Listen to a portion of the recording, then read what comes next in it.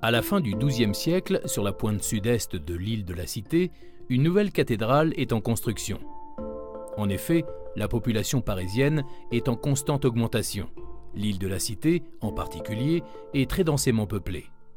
Cette reconstitution du chantier de la cathédrale gothique permet de montrer la complexité du processus de construction. On pourrait penser en effet que Notre-Dame a été érigée de bas en haut, en partant des fondations et en montant pour finir par le toit. En réalité, la construction avance de l'est vers l'ouest en partant du chœur et en remontant vers la façade. On bâtit le chœur autour de la cathédrale romane qui est conservée afin de ne pas interrompre la célébration du culte.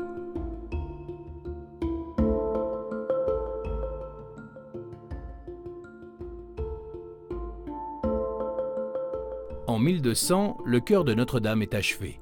La cathédrale romane a disparu, on l'a démolie au fur et à mesure de l'avancée des travaux. Certaines pierres ont été remployées pour les fondations de la cathédrale gothique et des éléments sculptés ont été réutilisés pour les porches.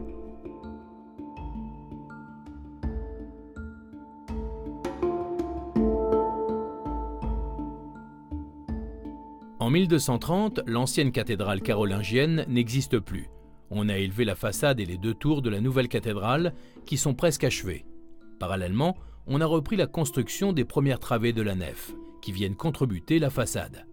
L'axe de Notre-Dame a été légèrement modifié par rapport aux deux églises qui l'ont précédé. Ses dimensions étant plus importantes, son cœur se serait trouvé dans la Seine si on avait conservé le même axe. D'autant plus que l'île de la Cité n'a pas la même configuration qu'aujourd'hui. Elle est plus étroite et ses berges sont moins hautes. Avec 40 mètres de large, plus de 120 mètres de long et des tours hautes de 69 mètres, Notre-Dame est la plus grande église d'Occident. Et pourtant, elle donne une impression de légèreté. Des arcs-boutants d'une portée de 15 mètres ont été ajoutés autour de son chevet, accentuant cet effet d'envol vers le ciel. On sait que Notre-Dame était peinte comme beaucoup de monuments médiévaux. Il faut imaginer les sculptures rehaussées de couleurs. Cependant, comme on sait peu de choses des pigments utilisés, cette reconstitution s'en tient aux éléments connus, c'est-à-dire à la pierre. Pendant des siècles, jusqu'à l'érection de la Tour Eiffel, Notre-Dame va demeurer le monument emblématique de Paris. Elle fait de Paris la capitale de l'Occident et incarne l'élan religieux de cette époque, qui se traduit dans le triomphe de l'architecture gothique.